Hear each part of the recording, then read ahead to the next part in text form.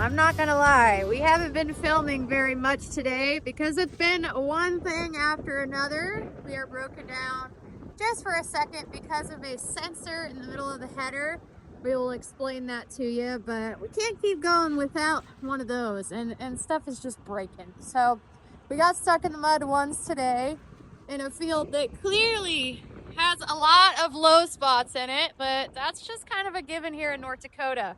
So this is kind of a starter pack of what you need when you're picking corn or anything in North Dakota. What we really need is a bungee strap for this sucker. Yeah, I will be the tow rope toter. North Dakota starter pack. Good morning from a cornfield in north central North Dakota. Conditions are less than ideal. It rained all day yesterday, rained all night last night. It finally quit, but as you can see, only got about 2,000 bushels at the farm left to dry, so we do have a load sitting here, so that'll help.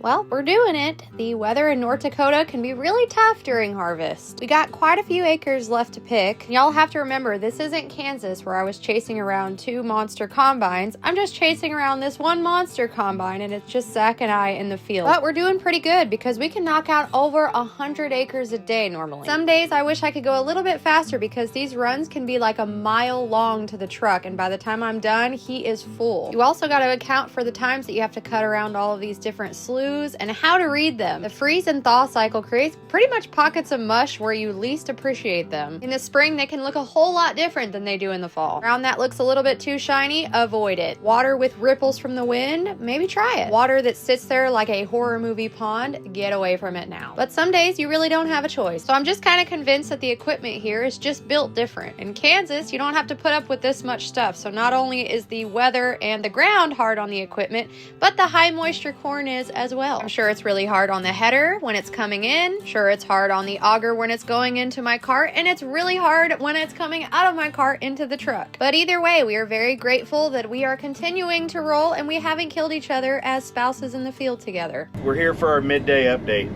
Man, I promise my belly's not that big. It's big, but not that big. My vest has just got it all pushed up. I don't know if you're not gonna be able to see, but right there, Jordan's about to go through her first big water hole. We broke through, this field actually keeps going on the other side of these trees, so we broke through the field here to get it split open, and it just so happens there's a big drown out spot right where she's at. And we didn't send her through it the last time because she had a decent amount of corn on, but now she just left the truck and she's empty, so she's going for it. I got her on the phone, so we're gonna hear if there's any panic. Are you making it? 1900. Are you in the water yet? Oh boy. Oh boy, nobody panic. I made it through it, so she should definitely make it through it empty. Wasn't that bad? But anyway, that's all I got to report. Same story, the corn is crazy. So this hybrid that we're in, this is an 80-day hybrid. This spot I'm in right here, any of this corn that's good standing and it's not drowned out, it's over 200. We're seeing lots of 220 to 230, which is just absolutely crazy. That's not normal at all. Dry down or not, this is some excellent, excellent corn.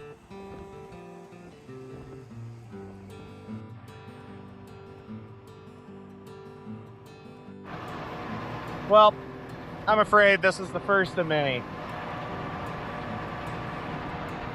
Been driving through every bit of mud out here. Almost made it through this, but not quite. This road ditch is just really soft. I really think one pass over I'd be driving through this every time, but it is what it is. Not gonna lie to y'all and say that this was a happy-go-lucky, let's pull the camera out and film and be happy and laugh about this moment. Engines were high, I suck at backing up into the ditch, and I was trying to get him empty. Brandon left the dryer for a little bit and helped us get it out. Made me feel a lot better when Brandon told me he's been stuck in that same exact spot multiple times before. Like I said earlier, there are different types of mud holes, and this one just seems to be a black hole and it never dries up. Working with your spouse in these types of situations is not gonna be perfect, and it's not gonna be all all happy-go-lucky. Once things get all lined out and we all figure out a solution, we really do laugh about it. Who else can say they would willingly work with their spouse and sit on the phone with them for 7 to 8 hours a day? Yeah, sometimes we cannot believe it either. So I just realized, for the people that care, I haven't talked about, oh man, my legs are stiff. I haven't talked about the sample I'm getting out of this compared to deer and cloths and whatever else we've been in the last few years. I'm full. Jordan's over at the truck. Let's see if we can hop up here and I'll show you a Case IH 9250 corn sample. Whoa, right in my face.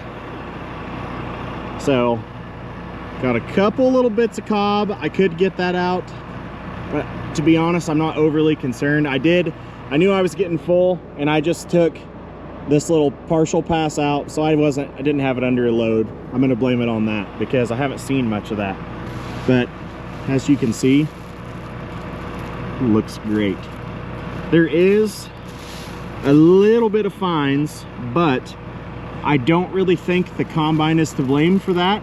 This corn, pretty much all the corn we have, did freeze out just a little bit. So there's the occasional cob. Holy, that is ice cold if you stick your hand in there. There is the occasional cob that did not finish. I'm gonna blame the fines on that because the good healthy corn looks fantastic. As I told you guys before, we were running 2 sets of round bars in the front, and then the back 2 sets were smooth slots. Obviously, if you know anything about corn and concaves, smooth slots would not be what you'd want in corn the majority of the time because you're dealing with such a high volume. But we knew we weren't going to be pushing the combine too hard, so we just left them to see if it would work.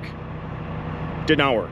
So swapped those out, switched them over to large skip wire, I believe, which would be more standard in a Case IH machine. Completely fixed our issue. Now I'm under a bushel loss on average. I know it's real popular on social media right now to show the cut when you have a combine set right in corn. You got to show the cob on the ground when it's a whole cob. So here's the test. Boom. For whatever reason, this is popular when your cobs are coming out the back like this. Like this. Look at that, don't even have to look hard. Like this. That one's broke, but we're gonna blame that on the chopper. Looks good, very good. Some pretty corn.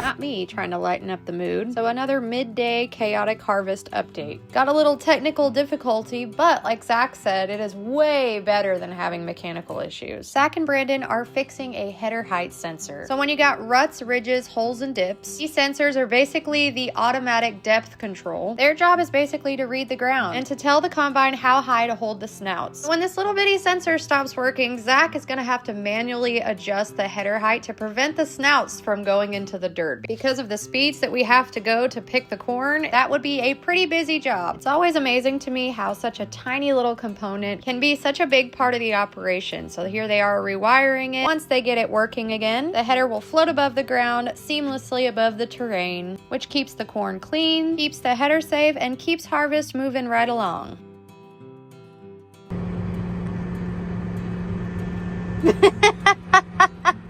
Okay guys, I'm gonna end that one there. We're about to get on a roll for today's corn picking. We got so much more to go. Fun fact, if we did our math correctly, I have loaded with all of harvest, wheat, soybean, and corn. I have loaded over 400 loads, over 400 semi-loads of grain. He is about to leave me over here. Even though we've had a couple breakdowns, we've had a couple of mishaps with the mud, we are still having a good time. Thanksgiving is coming up faster than we know. Thank you guys so much for watching. Thank you for making it to the end. If y'all have any questions, comments, concerns, always leave those down below. Go support all my other social medias, Instagram, TikTok, Facebook, and we will see you all in the next one. Okay, love you, bye.